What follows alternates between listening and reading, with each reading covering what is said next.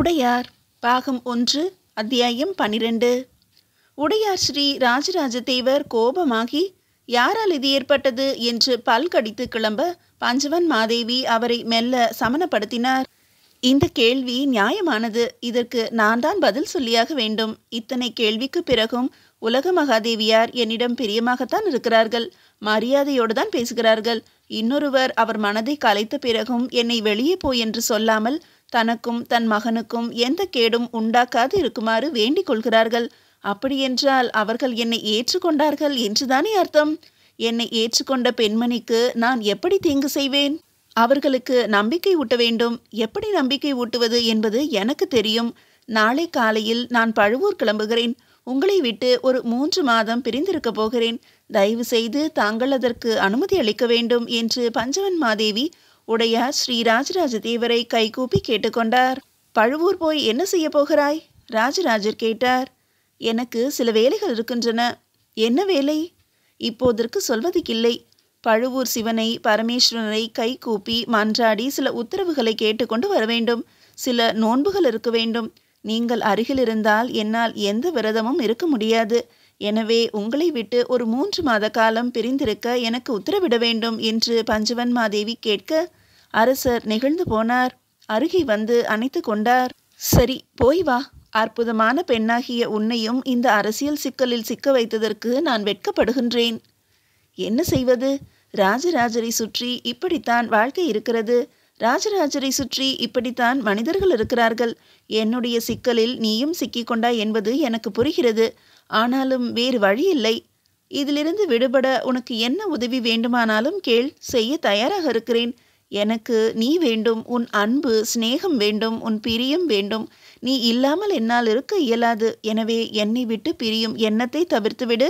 அப்படி ஏதேனும் எண்ணம் உள்ளுக்குள் இருந்தால் அந்த எண்ணத்தை முற்றிலுமாக துடைத்துவிட்டு சரியாக 3 மாதம் இடைவெளி எடுத்துக்கொண்டு பழுவூர் போய் வா. அவ்வப்போது ஓலை எழுது என்று ராஜராஜர் பஞ்சவன் மாதேவிக்கு விடை கொடுத்து அனுப்பினார். பழுவூர் திகைத்து போனது.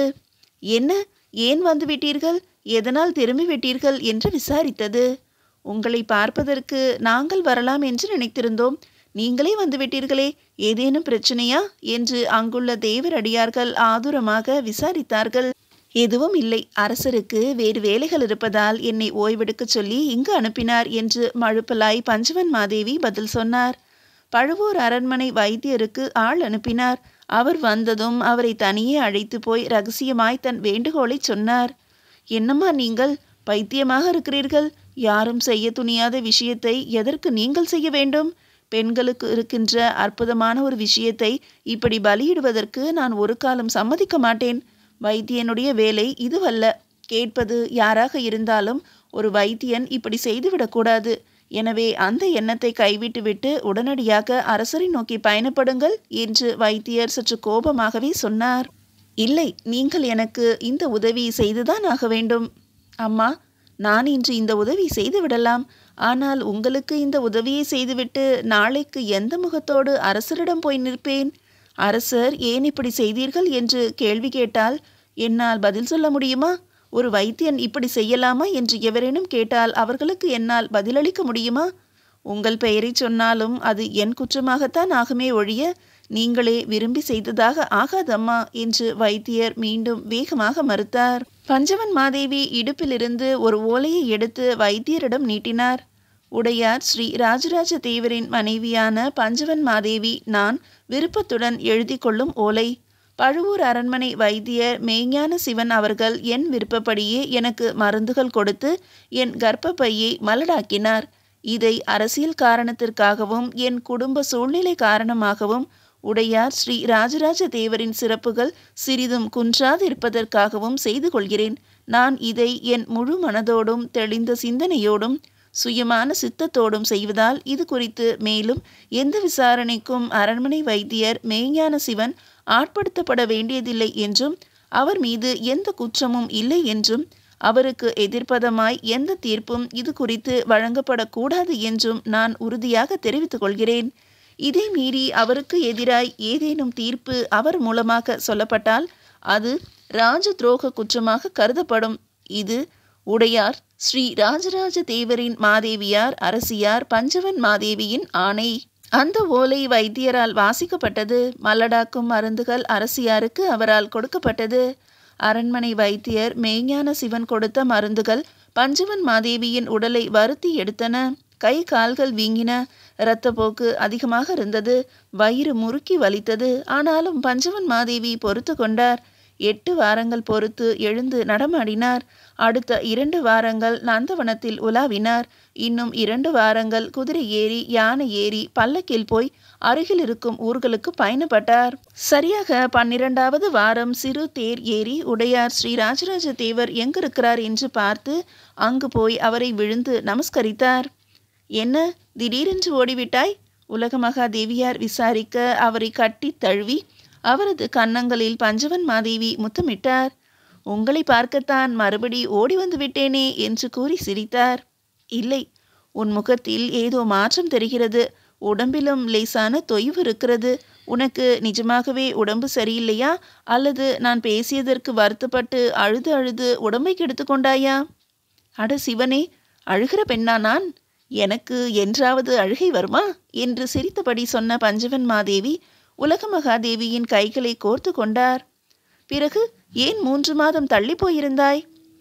உங்களிடம் மட்டும் சொல்கிறேன். இதை நீங்கள் வேறு யாரிடமும் சொல்ல மாட்டேன் என்று சத்தியம் செய்யுங்கள். சொல். நீங்கள் சத்தியம் செய்தால்தான் சொல்வேன். சொல், பிறகு நான் சத்தியம் செய்கிறேன். இல்லவே இல்லை, நீங்கள் சத்தியம் செய்தால் ஒழிய உங்களிடம் சொல்ல முடியாது. சரி, சத்தியம். நீ சொல்லப்போகும் விஷயத்தை வேறு எவரிடமும் சொல்ல மாட்டேன். போதுமா? இதை கூட நான் உங்கள் மன ஆறுதலுக்காகத்தான் சொல்கிறேன். பஞ்சவன் மாதேவி உள்ளே வந்துவிட்டால், அவளுக்கு குழந்தை பிறந்தால் அது ராஜேந்திரனுக்கு எதிராக இயங்கும். மறுபடியும் சோழ தேசம் ஒரு பங்காளி சண்டையை சந்திக்க நேரும் என்று செம்பியன் மாதேவி சொன்னார்கள். அது கேட்டு நீங்களும் பயந்தீர்கள். ராஜேந்திரனை ஒன்றும் செய்யாதே என்று என்னிடம் கேட்டீர்கள். அந்த நேரம் நான் செத்து போனது போல உணர்ந்தேன். ஆகவே பழுவூருக்கு போய் அங்குள்ள அரண்மனை வைத்தியரை சந்தித்து மருந்துகள் சாப்பிட்டு என்னை மலடாக்கி கொண்டேன். இனி எனக்கு குழந்தையே பிறக்காது. ஒரு நாளும் ஒரு பொழுதும் பஞ்சவன் மாதேவி இனி தாயாகவே மாட்டாள். மூச்சிறைக்க பஞ்சவன் மாதேவி சொல்ல சொல்ல உலகமகாதேவி வாய்விட்டு அலறினார். நெஞ்சில் அடித்து கொண்டார். பொங்கி பொங்கி கதறினார். அடி சண்டாளி, மாபாவி, என்னை இவ்வளவு பெரிய துரோகியாகவா நினைத்திருக்கிறாய்? என்னை இவ்வளவு கேவலமானவளாகவா நினைத்திருக்கிறாய்? நான் ராஜ்ய பிரச்சனைக்கு பயந்தேனே தவிர உன்னை குழந்தை பெற்றுக்கொள்ள வேண்டாம் என்று சொல்வதற்கு நான் யார்? எனக்கு என்ன அதிகாரம் இருக்கிறது? கடவுளே, இப்படியும் ஒருத்தி செய்வாளா? உங்களுக்காக செய்தேன் அக்கா. நீங்கள் என் மீது எந்த விதத்திலும் எந்த காரணத்துக்காகவும் சந்தேகப்படக்கூடாது என்பதற்காக செய்தேன். நீங்கள் எப்படி ராஜேந்திரனை நேசிக்கிறீர்களோ அதே போலவே நானும் ராஜேந்திரனை நேசிக்கிறேன். அவனை என் மகனாக பார்க்கிறேன். அவனை வளர்ப்பதற்கு எனக்கு எல்லா உரிமைகளும் இருக்கிறது என்று நினைக்கிறேன். அக்கா, இனி எக்காலத்திலும் எனக்கு குழந்தை பிறக்காதல்லவா? எனவே தயவு செய்து நீங்கள் எனக்கு ஒரே ஒரு வரம் தர வேண்டும். அது ராஜேந்திரன் என்னை அம்மா என்று அழைப்பதற்கு நீங்கள் உங்கள் திருவாயால் உத்தரவிட வேண்டும். இதை சொல்கிற போது பஞ்சவன் மாதேவிக்கு கண்களில் மெல்ல நீர் கோர்த்தது. பஞ்சவன் மாதேவி ஒரு கணம் சிலையாய் நிற்க உலக மகாதேவி தடேரென்று பஞ்சவன் மாதேவியின் காலில் விழுந்தாள். கால்களை கெட்டியாக இறுக பிடித்து கொண்டு கதறி கதறி அழத் துவங்கினாள். பஞ்சவன் மாதேவி அவளுக்கு அருகே அமர்ந்து கொண்டு அவளை வாரி நெஞ்சில் அணைத்து கொண்டு சமாதானப்படுத்த அங்கு அந்த 2 பெண்மணிகளும் மனம் கனிந்து கரைந்து ஒன்றானார்கள். ஒரு தேசத்தின் எதிர்காலத்தை தூக்கி நிறுத்துவதற்கு சபதம் செய்தார்கள். ஒரு நாகரீகத்தை மென்மேலும் வளர்ப்பதற்கு உறுதி பூண்டார்கள். ஒற்றுமையாக இருப்போம் என்று சூளுரை செய்தார்கள். உடையார் ஸ்ரீ ராஜராஜ தேவரே தெய்வம், அவர் வழியை பின்பற்றி நாங்கள் நடப்போம் என்று ஆணையிட்டார்கள். சங்கும் சக்கரமும் தாங்கி திருமால் போல மிளறுகின்ற அந்த அரசருக்கு பக்கத்தில் ஸ்ரீதேவியும் பூதேவியுமாய் நின்று சோழ மக்களை வாழ்வித்தார்கள். அன்று முதல் உலக மகாதேவி பஞ்சவன் மாதேவி உணவு உண்டாரா என்று தெரியாமல் உண்ணுவதில்லை. தனக்கு வரும் பரிசு பொருட்களை பஞ்சவன் மாதேவிக்கு பகிர்ந்து கொடுக்காமல் தான் மட்டும் ஏற்றுக்கொள்வதில்லை. என்னை மயக்கினாய், எப்படி என்று எனக்கு தெரியும். என் மனைவியையும் மயக்கினாயே, இந்த சாமர்த்தியத்தை நீ எங்கு பெற்றாய் என்று ராஜராஜர் வியந்து பலமுறை பஞ்சவன் மாதேவியை மனதார பாராட்டியிருக்கிறார். அவர் திருப்புகலூர் கோவிலுக்கு நிபந்தம் கொடுக்கும்போது அரசியார் என்கிற அடைமொழியோடு அவள் பெயரை பொறிக்க சொல்லியிருந்தார். பஞ்சவன் மாதேவிக்கு தனித்த மரியாதையும் அவருக்கு என்று பாதுகாப்புக்காக ஒரு தனித்த படையும் ஏற்படுத்தியிருந்தார். உண்மையில் பஞ்சவன் மாதேவி வெறும் அரசி மட்டுமல்ல, அரசியல் தெரிந்த அனுபவசாலி. அரசருக்கு யாரெல்லாம் எதிரிகளோ அவர்களெல்லாம் பஞ்சவன் மாதேவிக்கும் எதிரிகளாக இருந்தார்கள். எனவே பஞ்சவன் மாதேவியை அரசர் கண்ணென காத்து வந்தார். அவரை கலந்து ஆலோசிக்காமல் எந்த விஷயமும் அவர் செய்வதில்லை. இன்று மட்டும் சொல்லிக் கொள்ளாமல் பழமநேரிக்கு அவரை விட்டுவிட்டு ஏன் போனார் என்று மெல்லிய கேள்வி பஞ்சவன் மாதேவி மனதுக்குள் இருந்தது. கடைசி நேரத்தில் நீயும் வா என்று அழைப்பாரோ என்று அவர் ஏங்கி கிடக்க, அரசர் நான் வருகிறேன் என்று சொல்லி புறப்பட்டு போய்விட்டார். இப்போது அவர் வருகை பஞ்சவன் மாதேவிக்கு முக்கியமாக இருந்தது. அவர் வந்ததும் என்ன நடந்தது என்று தெரிந்து கொள்ள ஆவலாக இருந்தார். சித்திரவல்லியையும் சீருடையாளையும் கைத்தட்டி அழைத்தாள். அவர்கள் அருகே வந்ததும், மன்னரோடு எவரேனும் வந்தால் வந்தவருக்கு தெரியாதபடி அவரை கண்காணிக்கின்ற விஷயத்தை நீங்கள் மேற்கொள்ள வேண்டும். அவருக்கு பணிவிடை செய்வது போல சாதாரண சேடி பெண்களைப் போல இருந்து அவர் என்ன செய்கிறார், யாரிடம் பேசுகிறார் என்று தெரிந்து என்னிடம் சொல்ல வேண்டும் என்று உத்தரவிட்டார். அவர் சொல்லி முடித்ததும் தோட்ட கதவுகளை திறந்து கொண்டன. மன்னர் குதிரையை செலுத்தி கொண்டு முன்னே வந்து கீழே இறங்கி பஞ்சவன் மாதேவியை நோக்கி நடந்து வந்தார். அவரின் பின்னால் இன்னொரு குதிரை நுழைந்தது. அந்த குதிரையிலிருந்து ராஜராஜி கீழே இறங்கினாள். அவள் குதித்த வேகத்தை பார்த்து பஞ்சவன் மாதேவி வியந்து போனார். அட, இந்த பெண்ணா? இவள் பறவையின் தூரத்து உறவினளாயிற்றே. ராஜேந்திரன் பறவையோடு நெருக்கமாக இருக்கும்போது இவளையும் அந்த இடத்தில் பார்த்திருக்கிறேன். இவள் எதற்கு தஞ்சைக்கு வந்திருக்கிறாள் என்று மனதுக்குள் கேள்வி கேட்டுக்கொண்டாள். ராஜராஜி உள்ளே நுழைந்தாள். தீப்பந்த வெளிச்சத்தில் பஞ்சவன் மாதேவி நிற்பதை பார்த்து, அரசி வணக்கம் என்று மண்டியிட்டு நிலம் பட தொழுது எழுந்து நின்று கை கூப்பினாள். உள்ளே நுழைந்த ராஜராஜிக்கு பின்னாலேயே ஒரு அந்தணனும் நுழைவதை அங்கிருந்த எவரும் பார்க்கவே இல்லை. மீதியை அடுத்த அத்தியாயத்தில் காணலாம். அத்தியாயம் 13. மாமன்னர் ராஜராஜர் குதிரையிலிருந்து கீழே இறங்கி பேசிக்கொண்டிருந்த பஞ்சவன் மாதேவியை அந்த இருட்டிலும் அடையாளம் கண்டு குட்டி என்று செல்லமாக அழைத்தார். பின்னால் 2 பெண்கள் இருந்ததால் மன்னர் தன்னை அப்படி கூப்பிட்டது பஞ்சவன் மாதேவிக்கு திடுக்கென்று தூக்கி வாரி போட்டது. என்ன இது, மன்னர் கண்டபடிக்கு பேசுகிறாரே என்று கவலையோடும் ஆச்சரியத்தோடும் அவரை பார்த்தார் பஞ்சவன் மாதேவி. ராஜராஜர் வாயிலிருந்து அன்பினால் தப்பி வந்த அந்த வார்த்தையை சொல்லிவிட்டோமே என்று வருத்தப்படாமல் சாதாரணமாக நடந்து போய் போர்வையோடு பஞ்சவன் மாதேவியை அணைத்து கொண்டார். மன்னர் சந்தோஷமாக இருக்கிறார் என்பதை அவர் தொடல் பஞ்சவன் மாதேவிக்கு காட்டியது. படியேறி மேல் தளத்துக்கு போனதும் தன்னை அறைக்கு தனியே அழைத்து போய் கட்டிலில் வைத்து இறுக்கிக் கொள்வார் என்பது தெள்ளத் தெளிவாக புரிந்தது. நல்ல வேளை தேவி, பழமர்நேரி போனது உத்தமமான விஷயம்.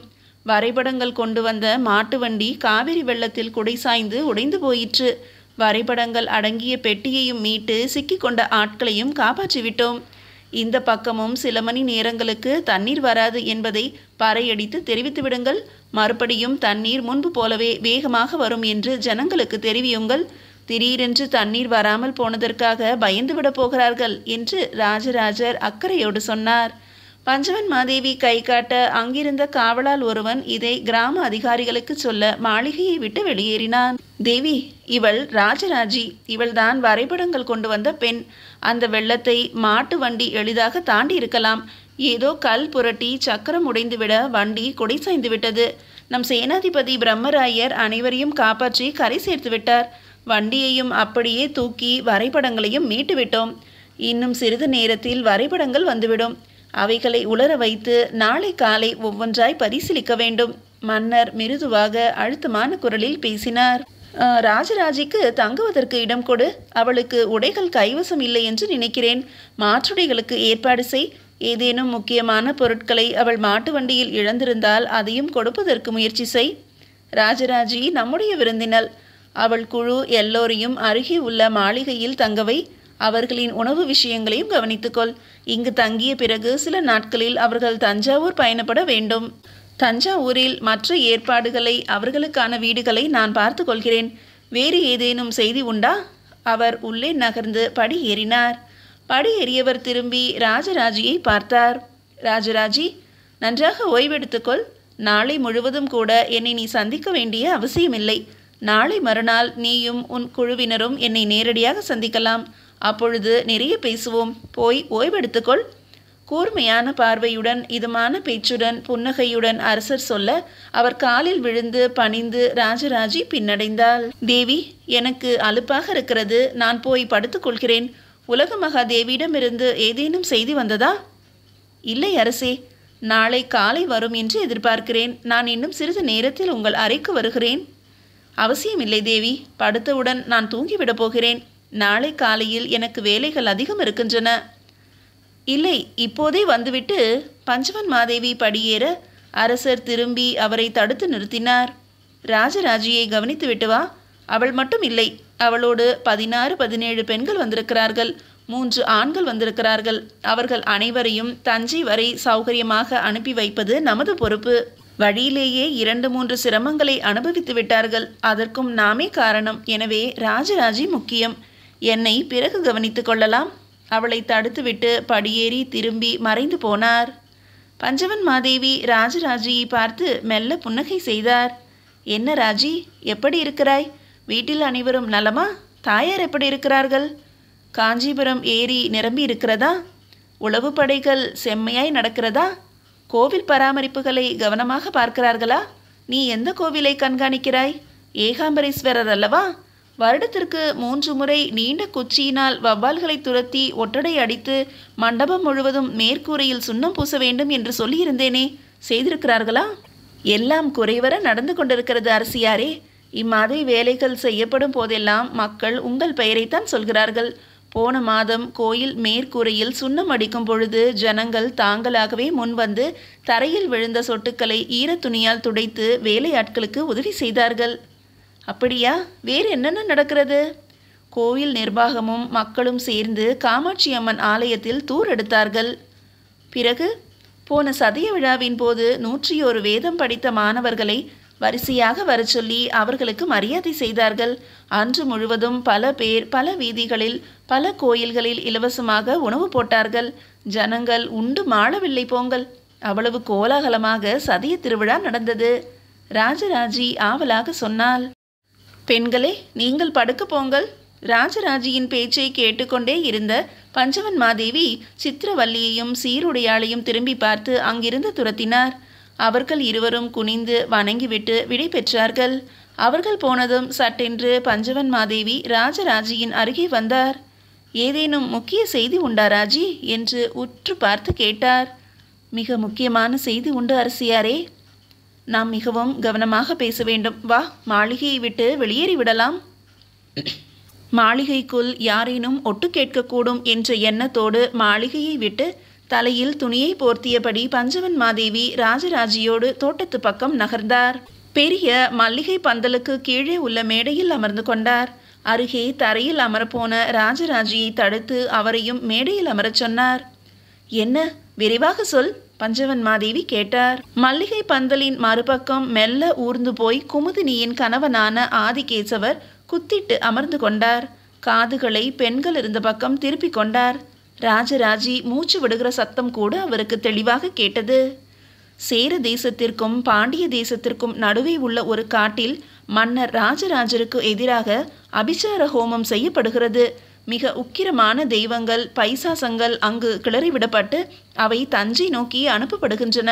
கடந்த 5 மாதங்கள் நாள் தவறாது செய்யப்பட்டு வந்த இந்த ஹோமம் இன்னும் 1 மாதத்தில் முடிவுக்கு வர இருக்கிறது. அந்த ஹோமம் அல்லது யாகம் முழுமை பெற்றுவிட்டால் ராஜராஜருடைய உடல் நலம் சீர்கெடக்கூடும், அவர் எடுத்த பணியெல்லாம் தடுமாறக்கூடும் என்று சொல்கிறார்கள். இந்த தகவல் பாண்டிய தேசத்திலிருந்து ஒற்றர்கள் மூலமாக ராஜேந்திரருக்கு வந்தது. இதற்கு என்ன செய்வது என்று ராஜேந்திரருக்கு தெரியவில்லை. ஆனால் எங்கு நடக்கிறது என்று கண்காணிக்க ஆட்களை அனுப்பி இருக்கிறார். வியாபாரிகள் போல வேடமிட்டு 15 பேர்கள் பிரிந்து அந்த எல்லையை நோக்கி போயிருக்கிறார்கள். இந்த விஷயத்தை உங்களிடம் சொல்லி உங்கள் மூலம் கருவூர் தேவருக்கு சொல்ல வேண்டும் என்று ராஜேந்திரர் பிரியப்படுகிறார். இந்த விஷயத்தை ராஜராஜருக்கு தெரிவிக்க வேண்டாம் என்றும் முக்கியமாய் மும்முடி சோழ பிரம்மராயருக்கு நிச்சயம் தெரிவிக்க வேண்டாம் என்றும் சொல்லியிருக்கிறார். அதற்கு ஏதேனும் காரணம் சொன்னாரா? ராஜராஜர் இதை நம்ப மாட்டார். மும்முடி சோழ பிரம்மராயர் ராஜராஜருக்கு தெரிவிக்காமல் எதையும் செய்ய மாட்டார். உடனே படையெடுத்து போகலாம் என்று பிரம்மராயர் ஆரம்பிக்கக்கூடும். மன்னருக்கு தெரிந்து அவர் தடுக்கக்கூடும். அப்படி ஒரு படை பாண்டிய தேசத்தை தாண்டி போனால் போவதற்குள் அவர்கள் இடம் மாற முற்படுவார்கள். அவர்களில் யாரேனும் ஒருவர் தப்பித்தால் கூட இந்த அபிச்சார யாகம் தொடர்ந்து நடைபெறும். எனவே இதை எப்படி சமாளிப்பது என்று கருவூர் தேவருக்கு மட்டுமே தெரியும். ஆகவே அவருக்கு இந்த தகவலை உங்கள் மூலம் தெரிவிக்குமாறு ராஜேந்திரர் கேட்டுக்கொண்டுள்ளார். இப்படி பைசாசங்களை அனுப்ப முடியுமா? ராஜேந்திரர் இதை நம்புகிறாரா என்று பஞ்சவன் மாதேவி கேட்க, அதற்கு ராஜராஜி சொல்லிய பதில் அவரை திகைப்படைய வைத்தது. அந்த திகைப்பு பின்னால் ஒட்டு கேட்டுக்கொண்டிருந்த அந்தனர் மீதும் தாக்கியது. அந்தனர் குத்துக்கால் நழுவி தரையில் உட்கார்ந்தார். அந்த சப்தம் ராஜராஜிக்கு தெளிவாக கேட்டது. மீதியை அடுத்த அத்தியாயத்தில் காணலாம். அத்தியாயம் 14. ஒற்றராக இருப்பது எளிதல்ல. மிகுந்த புலனடக்கம் உடையவர்கள், உடம்பை தன் இஷ்டம் போல வளைக்கக்கூடியவர்கள், அசைக்க முடியாத வைராக்கியமுடையவர்கள்தான் ஒற்றராக இருக்க முடியும். அடிப்படையாக சகிப்புத்தன்மை உடையவர்களைத்தான் ஒற்றர் படையில் தேர்ந்தெடுப்பார்கள். குமுதினியின் கணவர் ஆதிகேசவன் மும்முடி சோழ பிரம்மராயரின் ஒற்றர் படையில் பயிற்சியாளராக இருப்பவர். பிரம்மராயர் தன்னிடம் அனுப்பிய ஆட்களை பல்வேறு விதமாக சோதித்து சிலரை தேர்ந்தெடுத்து கடும் பயிற்சிகள் கொடுத்து பயிற்சிகள் முடிந்தவுடன் நல்ல வருமானத்தில் அவர்களை ஒற்றர் படையில் நியமிப்பார். ஒரு இளைஞன் ஒற்றர் படையில் சேர்ந்து விட்டான் என்றால் 6 பேர் கொண்ட அவன் குடும்பம் மிக சந்தோஷமாக வாழும். அதை தவிர அரண்மனையின் எந்த பகுதிக்கும் அவன் போக முடியும். அரசரை எப்பொழுது வேண்டுமானாலும் அவன் சந்திக்க முடியும். அரசாங்கத்தில் என்ன நடக்கிறது என்பதை உடனுக்குடன் தெரிந்து கொள்ளவும் முடியும். அரசருக்கென்று தனியே ஒரு ஒற்றற்படை இருந்தது. அந்த ஒற்றற்படையை பிரம்மராயரின் ஒற்றற்படை வேவு பார்த்தது. ஒரு அரசாங்கத்தில் இதுவெல்லாம் சகஜம். எவரையும் எது குறித்தும் நம்பாத இயல்புதான் ஒரு அதிகாரிக்கு தேவை. இதை தெளிவாக வளர்த்து கொண்டு வெளியே சொல்லாமல் உள்ளுக்குள்ளேயே சந்தேக கண்ணோடு பார்க்கின்ற அதிகாரிதான் சிறப்பாக செயல்பட முடியும். வெளியே நம்புவது போல நடித்து பின்னே வேவு பார்ப்பது என்பது வழக்கமாக பரம்பரையாக எல்லா காலகட்டத்து அரசியலிலும் நடக்கும் செயல். 2-3 முறை பிரம்மராயரின் ஒற்றர்கள் அரசரின் மெய்காப்பாளர்களால் கையும் களவுமாக பிடிக்கப்பட்டிருக்கிறார்கள். ஆனால் அதில் பிரம்மராயர் தலையிட்டு நான் தான் அனுப்பினேன் என்று ஒரு வார்த்தை சொன்னால் மறு பேச்சில்லாமல் அவனை விடுவித்து விடுவார்கள். அரசர் கூட இது குறித்து கேள்வி கேட்பதில்லை. எப்போதேனும் விளையாட்டாக அரசர் பிரம்மராயரை கேலி செய்வதுண்டு. எல்லாம் ஆயத்தமாக இருக்கிறதா, நான் பயணத்திற்கு கிளம்பலாமா என்று பிரம்மராயரை ராஜராஜர் கேட்பார். புறப்படலாம் மன்னா என்று பிரம்மராயர் சொன்னதும், உங்கள் ஒற்றற்படை முன்னே போகிறதா அல்லது பின்னே வருகிறதா என்று கேள்வி கேட்பார். ஒற்றற்படை உங்களோடு வருகிறதே அரசே என்று கண் சிமிட்டியபடி பிரம்மராயர் பதில் சொல்வார். நல்ல வேளை, என் சேனாதிபதிகளை ஒற்றர்கள் என்று இப்போது சொல்லிக் கொண்டிருக்கிறீர். நாளை என் மனைவிகளையும் ஒற்றர் என்று சொல்வீர். உம்மோடு பேசி கொண்டிருப்பதே ஆபத்தான விஷயம் என்று அரசர் அவரை வணங்கி புறப்படுவார். பேச்சு கேலியாக இருந்தாலும் ஒற்றர் படை என்று ஒன்று இருக்க வேண்டும் என்று எல்லோராலும் அங்கீகரிக்கப்பட்டாலும் அப்படி ஒற்றன் என்று யாரையாவது கண்டுபிடித்து விட்டால் அந்த கோபம் சாதாரணமாக போகாது. என்னையே வேவு பார்க்கிறாய் என்று பல ஒற்றர்கள் கடுமையாக அடி வாங்கியதுண்டு. ஒற்றர்களுடைய வீடு சுற்றி வளைத்து தாக்கப்பட்டதும் உண்டு. ஒற்றர்கள் மீது வேறு குற்றம் சுமத்தி இவன் திருட வந்தான், மனைவியின் கையை பிடித்து இழுக்க வந்தான், மகளை கெடுக்க வந்தான் என்று புகார்களும் சொல்வதுண்டு. ஆனால் ஒற்றர்களை பற்றி பொது நீதிமன்றத்தில் வழக்கு தொடுக்க இயலாது. அரசு உயர் அதிகாரிகளோ அரசரேதான் அதை விசாரிக்க இயலும். ஒற்றர்கள் அத்துமீறியதும் ஓரொரு சமயம் நடந்திருக்கிறது. ஒரு ஒற்றன் அமைதியாக இருக்க வேண்டும். அப்படி இல்லாமல் ஒருவன் தன்னை கேலி செய்தவனை போருக்கு அழைத்து தனிப்போர் புரிய சொல்லி பல ஆயிரக்கணக்கான மக்களின் முன்னே கேலி செய்தவனை அவமானப்படுத்தி தான் மிகுந்த திறமைசாலி என்று ஊருக்கு பறைசாற்றி எல்லாம் முடிந்த பிறகு திரும்புகின்ற சமயம் எதிர்பாராத விதமாக கேலி செய்த அந்த மனிதனாலேயே தாக்கப்பட்டு இறந்து போன ஒற்றனும் உண்டு. இந்த சம்பவத்துக்கு பிறகு மன்னர் ஒற்றர்கள் மீது கடுமையான கட்டுப்பாடுகளை விதித்தார். எந்த காரணம் கொண்டும் ஒற்றர்கள் ஜனங்களுக்கு நடுவே தாங்கள் இன்னார் என்று காட்டிக்கொள்வதும் தங்கள் பெருமைகளை வெளிப்படுத்துவதும் தனிப்போருக்கு அழைப்பதும் அல்லது தன்னை முன்னிலைப்படுத்திக் கொள்வதும் கூடாது. அவ்விடம் செய்தார்கள் என்றால் அவர்களை தனியே அழைத்து போய் மறைமுகமாய் உயிர் கூட பறிக்கப்படலாம் என்று ஒற்றர்கள் கூட்டத்தை கூட்டி எச்சரித்தார். அரசருடைய ஒற்றர் படையை சேர்ந்தவர்கள் அநேகமாய் பழையாறையை சேர்ந்தவர்களும் குடந்தையை சேர்ந்தவர்களும் திருவையாறை சேர்ந்தவர்களுமாகத்தான் இருந்தார்கள். காவிரி எங்கு வளமாய் பாய்ந்து பல கிளைகள் பரப்பி பூமியை செழிப்பாக்குகின்றதோ அந்த பூமியை சார்ந்தவராகத்தான் இருந்தார்கள். வசதி இல்லாதவர்கள் ஒற்றர்களாக இருக்க முடியாது. வசதியோடு வாழ்பவர்கள்தான் ஒற்றர்களாக இருக்க முடியும். அப்படி வசதியோடு சுகமாக வாழ்ந்தவர்களை கடுமையான பயிற்சியின் மூலம் அமைதியாக இருப்பதற்கு கற்றுக் கொடுத்துவிட்டால் மிகச்சிறந்த ஒற்றர்களாக அவர்கள் இருப்பார்கள். ஆதிகேசவன் அந்த இருட்டில் எழுந்திருக்காமல் புதர்களூடே இன்னும் குறுக்கி கொண்டு உட்கார்ந்தபடியே குதிகால் உயர்த்தி வேகமாக நகர்ந்து அந்த பெண்களுக்கு எதிர்ப்பக்கம் போனார். சுருண்டு அமர்ந்து கொண்டார். மூச்சு கூட வேகமாய் விடாமல் மெல்லிய இழையாய் விட அவரால் முடிந்தது.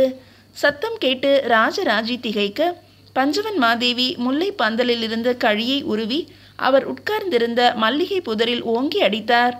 ஆதிகேசவன் அங்கு இருந்திருந்தால் அந்த அடி மிக பலமாய் அவரை தாக்கி இருக்கும். பக்கத்தில் சில இடங்களில் மூங்கில் கழியால் குத்தி குத்தி துழாவினார். ஏதுமில்லை அரசியாரே, ஈர மண்ணில் கல் புரண்டு அந்த சப்தம் எழுந்திருக்கும் என்று நினைக்கிறேன். அல்லது நாம் திகைத்ததற்கு எதிரொலியாக அந்த சப்தம் எழுந்திருக்கும் என்று நினைக்கிறேன். இங்கு எனக்கு தெரிந்து மனிதர்கள் யாரும் இல்லை என்று ராஜராஜி சொன்னாள். பஞ்சவன் மாதேவி சிறிது நேரம் புதரை உற்று பார்த்துவிட்டு பலகையில் உட்கார்ந்து கொண்டார். ராஜராஜியையும் அமரச் சொன்னார். மறுபடியும் சொல், அரசருக்கு எதிராக அபிச்சார ஹோமம் செய்வது யார்? யார் இந்த தகவலை ராஜேந்திரருக்கு தெரிவித்தார்கள்? அரசியாரே, சேர தேசத்திற்கு போகும் வழியில் கொல்லிமலை என்று ஒரு இடம் இருக்கிறது. அந்த கொல்லிமலையின் பள்ளத்தாக்கில் ஒரு நீர்ச்சுனைக்கு அருகே பெரிய குடில் அமைத்து 15-16 பேர் தங்கி இருக்கிறார்கள். அவர்கள் எல்லோரும் கையில் காப்பு கட்டிக்கொண்டு சோழ தேசத்தை அழித்து விடுவதாய் சபதம் செய்திருக்கிறார்கள். சோழ தேசத்தை போர் செய்து அழிக்க முடியாது என்று நன்கு தெரிந்து வேறு விதமாக அழிக்க முற்படுகிறார்கள். ராஜராஜ சோழரை ஒழித்துவிட்டால் சோழ தேசம் ஒழிந்தது என்பது அவர்கள் எண்ணம். எனவே பெரிய அளவில் அபிச்சார ஹோமம் செய்கிறார்கள். மாத கணக்கில் மந்திர ஜபம் ஜபித்து பூஜை பிசாசங்களை வரவழைத்து அவற்றை அரசர் மீது ஏவி விடுவது அவர்களுடைய திட்டமாம். இதை கண்டுபிடித்து சொன்னது மதுராந்தக கண்டராதித்தர். இந்த தகவலையும் உங்களுக்கு ராஜேந்திரர் சொல்ல சொன்னார். மதுராந்தக கண்டராதித்தர் நேரே வந்தாரா அல்லது ஓலை வந்ததா? ஓலைதான் வந்தது. ஏன் ஓலை? மதுராந்தக கண்டராதித்தரை இந்த அபிச்சார ஹோமம் செய்பவர்கள் கடத்தி கொண்டு போய் விட்டார்களாம். நடுக்காட்டில் அவர் பயணம் செய்து கொண்டிருந்த போது சுற்றி வளைத்து சேர தேசத்துக்கு கூட்டிக் கொண்டு போய்விட்டார்களாம். ராஜராஜருக்கு எதிராக நீங்கள் ஹோமம் செய்ய வேண்டும். நீங்கள்தான் அதற்கு கர்த்தாவாக இருக்க வேண்டும். நீங்கள்தான் கையில் தர்ப்பை பிடித்து ஹோமத்தை ஆரம்பிக்க வேண்டும். நீங்கள்தான் வரமிளகாய் கொட்டி மாமிசங்கள் போட்டு மதுக்குடம் சாய்த்து யாகம் செய்ய வேண்டும் என்று வேண்டிக் கொண்டார்களாம். மறுத்தபோது அடித்து துன்புறுத்தினார்களாம். எங்களாலேயே செய்ய முடியும். இந்த இடத்தில் உட்கார்ந்திருந்தபடி ராஜராஜ சோழனை அழித்துவிட முடியும். ஆனால் ராஜராஜ சோழனுக்கு இரத்த சம்பந்தம் உள்ள நீ கையில் தர்ப்பை பிடித்து ஹோமத்தை ஆரம்பித்து வைத்தால் வெகு நிச்சயமாய் இதன் பலன் விரைவாக இருக்கும். நாள் தவறாது வரமிளகாயை இதில் கொட்டி நீ ஜபம் செய்தால் ராஜராஜ சோழனுடைய பற்கள் வெகு விரைவில் கொட்டிவிடும். முகம் மாறும், வயிறு நோகும், நெஞ்சை அடைக்கும் என்றெல்லாம் சொன்னார்களாம். அடி உதைக்கு பயந்து செய்வதாக ஒப்புக்கொண்டு அவர்கள் இருப்பிடம் எது என்று கண்டுபிடிப்பதற்காக அவர்களோடு இருப்பது போல நடித்து அவர்கள் சொல்லிக் கொடுத்த மந்திரத்தை சொல்லாமல் கையில் தர்ப்பை பிடித்தபடி வெறும் நமச்சிவாய மந்திரம் சொல்லிவிட்டு மதுராந்தக தேவர் அவர்களுடைய பூஜையில் இருந்து தப்பித்து ஓடி வந்து ஒரு பௌத்த மடாலயத்தில் அடைக்கலம் கேட்டிருக்கிறார். பௌத்தர்கள் முழு விவரத்தையும் தெரிந்து கொண்டு அவருக்கு அடைக்கலம் கொடுத்திருக்கிறார்கள். அம்மா, அவர் அடைக்கலமான பௌத்த மடாலயம் எது தெரியுமா என்று ராஜராஜி கேள்வியோடு நிறுத்தி பஞ்சவன் மாதேவி தன் முகத்தில் அதிர்ச்சியை காட்டியது எது, சீக்கிரம் சொல் என்பது போல இருந்தது. மீதியை அடுத்த அத்தியாயத்தில் காணலாம்.